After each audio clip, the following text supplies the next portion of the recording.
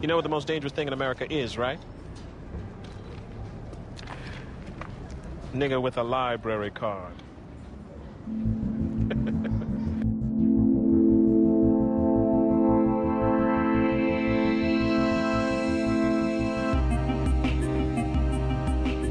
This is the Most Dangerous Thing in America podcast, a show in which we read books by black authors and they're talked about by a black author.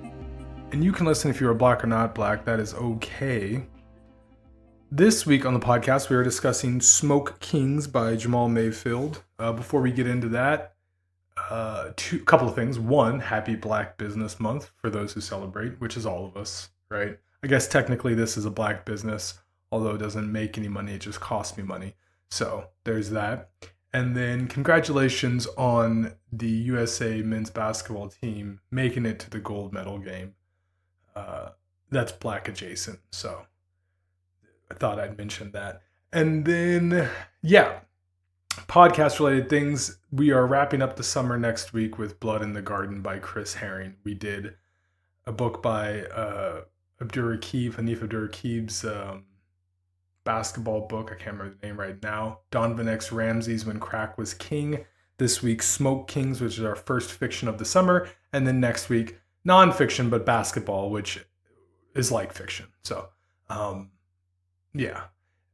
This week, Jahmal Mayfield Smoke Kings. All right, so this is going to be a quick podcast. One, because it's fiction, and two, because I have some very strong thoughts about this, but I started this podcast to talk about books and promote books by black authors because I thought that there weren't enough podcasts that talked about books by black authors. So I don't want to be negative. And I'm not going to be fully negative about this book. So let me get the positive things. Let me get the plot out there, then the positive things, and then I'll talk about my issues.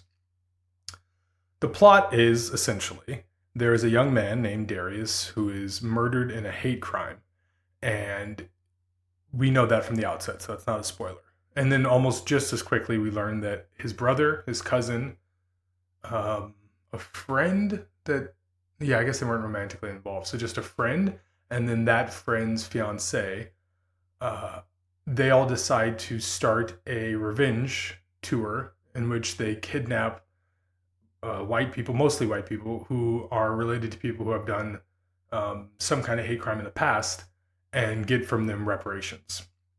All of this is based off of a Kimberly Jones monologue you may have seen. It was featured right around when, during the pandemic after the George Floyd murder at the hands of the police. Whatever that guy's name is, Derek, whatever. She gave a monologue about how essentially the last line was that America, white people, are lucky that black people are looking for equality and not revenge. So this book was premised on the idea of what if it was revenge? Good premise. So that's the basic plot. To get a little further in, I mean, you might, so that's like the first 20 pages. So without spoiling anything, what would you assume happens is what happens. Eventually they kidnap, quote unquote, the wrong one, and things go sideways. All right, so that's the plot. What's good about the book? It's a page turner. I read this thing in like 2 days. I couldn't put it down. And part of that is also what's bad about the book, and I'll get to it in a second. So it's really well written. It is really well plotted. That's a second take. The pronunciation was off the first time. The characters are developed. All of that's great. The writing is superb. Everything about that is good. No complaints there. So what are my issues then? All right, my first issue is that we know Darius is dead within half a page or something of the book. And then we get recounted to us how Darius dies. But we don't get it in one block. We don't get it in one chapter. We get it dribbled over the course of chapters, which is what makes part of this a page turner, is because Darius, we know he's going to die. We don't want it to be too horrible. So we are trying to get to the point where we can assure ourselves that okay, it was a bad death, but how bad was it? What exactly did they do to him? It's a modern day lynching, but was it an old school lynching? Is Darius going to be a modern version of Emmett Till? What exactly is this book hurtling towards? So that is very unsettling. And now, obviously, it's a good storytelling device in the sense that it makes you want to keep reading. But I personally don't want to read a book or watch a movie that part of what drives the story forward is not just something that's violent or bad, but that's traumatic. Like, this is traumatic Black pain that is driving, that partially is driving the story forward. I don't want that. And it's not like, well, whatever. The merit behind using it is one thing. Let's just table that idea for a second. I'm talking about the literal way it makes me feel as a reader. Like, I remember reading an Elmore Leonard book one time. I can't remember the name, which one it was. And I was so distraught for the main character to like rescue his wife that I just couldn't put the book down. But there was no other element in it except that the main character needed to rescue his wife. I wasn't thinking about what race he was, or am I like the main character, except in the pure heroic sense. He had been stripped down to the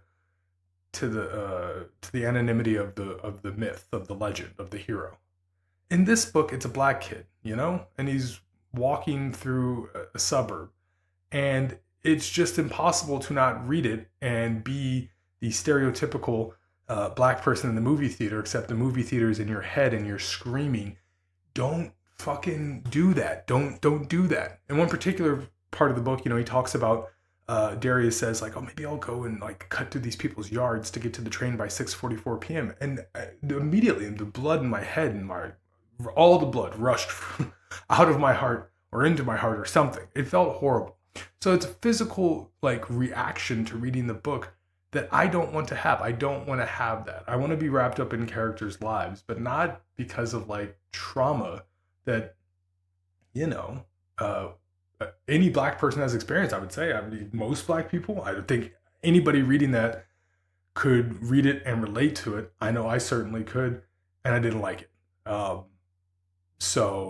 Because it wasn't revealing anything to me. It wasn't adding to the experience for me. It was just making me think, oh, this is extremely uncomfortable. I don't want to do that. And the thing about it is too, this is a thriller, right? The genre here is thriller. It's like a detective story, it's genre fiction. So I'm coming to my genre fiction for release. I'm not coming to my genre fiction to be held in a vice grip. And that's what that Darius part was. It was holding me in a vice grip. So I really just didn't like that. It made me uncomfortable. It was a very similar feeling to what I have when I'm scrolling my Twitter feed and I see yet another video, and you know what genre I'm talking about. And I don't want to see any more of those videos. It's good that they raise awareness. I'm not saying that they should be gone. They shouldn't be. It's good that they're out there documenting what people are doing and shouldn't be doing. But I'm good on watching them. And I've heard other people say that too. And by other people, I mean other Black people. I don't care about the other folks besides. I've heard other Black people say they're good on watching them. I'm good on watching them. And I'm certainly good on it when I'm in my genre fiction mode. I just want to read a thriller. I don't want to feel like, there but by the grace of God go I. That's not what I'm going for. So that's the issue. The part that we tabled, the merit of it and all, it's an interesting question. It's a conundrum of the Black experience, but I would say the minority experience in general in America. It's how to portray these traumatic events and walk the line of accurate portrayal and entertainment.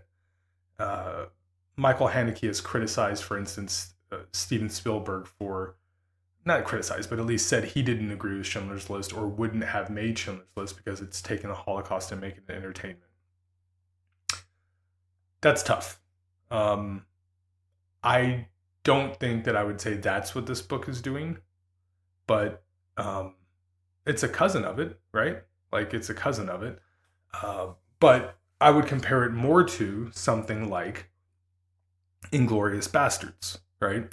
Which also is taking World War II, very serious time, and obviously the Holocaust, and obviously with the inclusion of the Bear Jew in the script, the idea of revenge on one's oppressors. So that's very similar, right? So here comes my second problem with the book.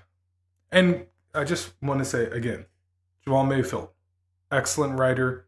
The book was well written, well plotted, good characters, all of that. I'm talking about how the book made me feel.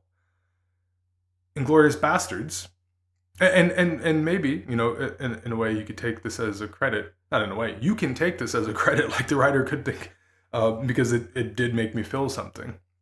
But one of the things about Inglourious Bastards, and Quentin Tarantino does not belong to either minority class that we're talking about, and maybe that's an issue for a different podcast. But I saw Inglourious Bastards in Sherman Oaks with a buddy of mine, and in the front row, or not in the front row, in the row in front of us were a group of Jewish men, and they all had yarmulkes on. And when the film finished, they stood up and clapped. And the reason they stood up and clapped was because the end of that film, the beginning of the film, the young lady, can't remember her name right now, is trapped underneath the floorboards. By the end of the film, we see Hitler blown to fucking bits with a submachine gun. And then the place that he's in is, explodes. He doesn't just die, he dies in a grandiose fashion. It's pure fantasy. It ends with the punchline. It's pure Tarantino. Not saying Tarantino doesn't have his issues. He's been criticized by Spike Lee. He's been criticized for like white savior stuff and Django Unchained. He's been criticized here. He's been criticized there. He's been criticized everywhere. That's not what we're talking about. We're talking about the one thing that he perhaps got right, because this is a genre film, right? And what is he offering us in this genre film? Release. In Django Unchained, you also get release. At the end of the film, the main character murders the shit out of his oppressors. They don't die. They die in a ridiculous manner. I should say they don't just die. They die in a ridiculous manner. Now, here's your spoiler alert. That doesn't happen in Smoke Kings. There is no release. It's almost the exact opposite. And the thing is, that would be fine in a different sort of book, in my opinion. In a different sort of book, that would be fine. But that's not the sort of book that Smoke Kings is, right? It's the kind of book in which, it exists in the world of a certain type of genre fiction, crime fiction, that has in common with it, Elmore Leonard, or the films of Quentin Tarantino, or, I'm trying to think of another, there was another writer that I was just thinking about. But these types of books where we're going to get a satisfying conclusion at the end of it. So, again, maybe as a compliment, the ending of the book subverts the reader's expectations. But to me, it doesn't do so in a way that delights.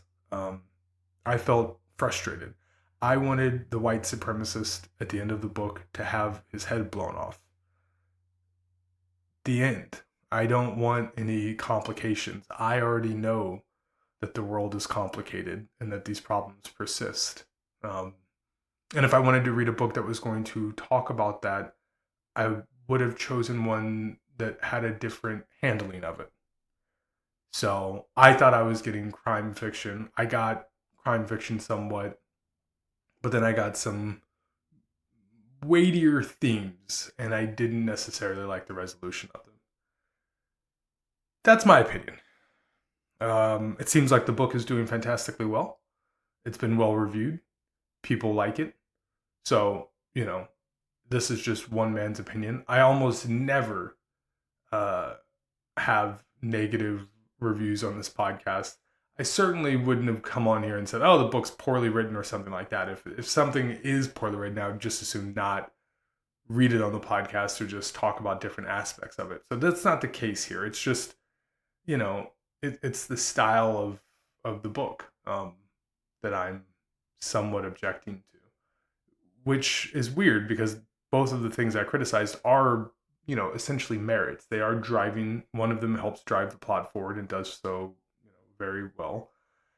And the other is subverting readers' expectations, which is, typically a good thing. But in this case, it just wasn't for me. So, Smoke Kings, good book. perchance, right, if you can deal with what I've told you, go check it out. I would say maybe bit of a trigger warning. Like, it's not going to end with you being, if you're looking for that cathartic release, like at the end of the Kimberly Jones video, that line, is a cathartic release for her. And I thought the book was going to be the cathartic, well, what if we were looking for fucking revenge? And I don't think it was. But that being said, if you go in knowing that, perhaps you will have a different view. So maybe if you haven't already read it, read it. Let me know what you think. If you have read it, let me know what you think. If you disagree, I'm welcome to hear it. But that's where I'm at with it. And yeah, that is going to do it for today. The podcast can be subscribed to everywhere where you subscribe to podcasts. So that's Apple Podcasts, that's your Spotify, the Pocket Casts, if you will, and YouTube. A lot of people on the YouTube. So if you want to do that, that's cool. We like that, YouTube. Like I said, next week or in 2 weeks, Chris Herring's Blood in the Garden. That's where we'll be at. If you want to read a review that basically just is the same stuff I talked about on the podcast, but more succinctly, it's only 1,000 words. That's in the show notes, so you can check that out. And I occasionally post book reviews there and stuff, so if you want to subscribe there, that'd be cool. And yeah, other writings are also in the show notes. Everything's in the show notes if you have.